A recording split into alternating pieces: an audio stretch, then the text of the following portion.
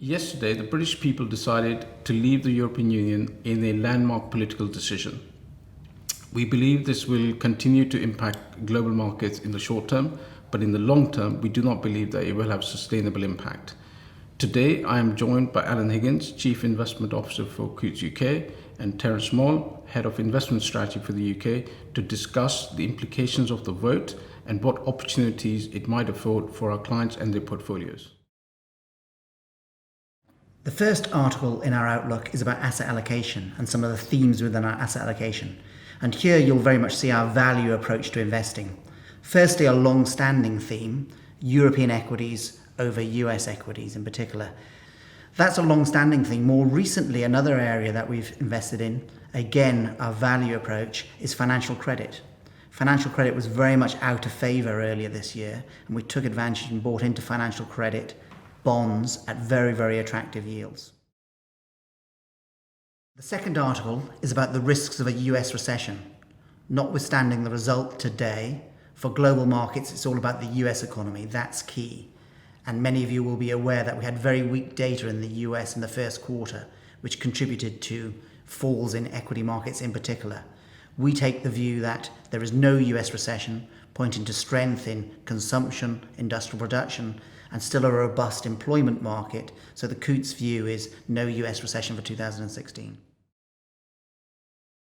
The third article from the Outlook concerns inflation.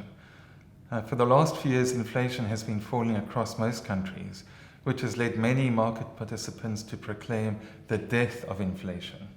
We think the story has gone much too far. Inflation has indeed been falling, but this has been partly prompted by falling oil prices, which have now rebounded.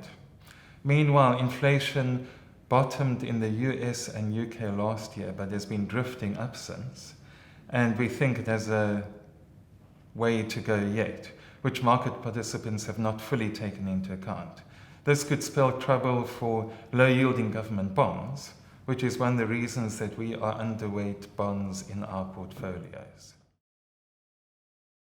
The fourth article from the Outlook concerns politics. The UK's vote to leave the EU is obviously a crucial political decision, but we think it will have relatively little effect on investment returns in the long run. History suggests that big market moves are determined far more by economic and financial fundamentals.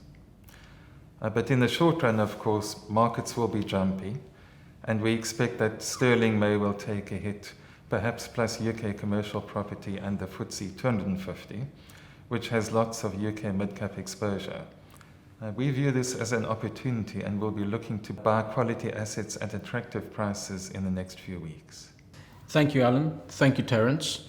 I hope it gives you a clear and concise view on our thinking, our asset allocation process, and how we may take advantage of the opportunities that lie ahead in the next few weeks. There is a lot more content on our website. Do please reference it. Do please also reach out to your private banker and wealth manager and ask any questions should you have any more.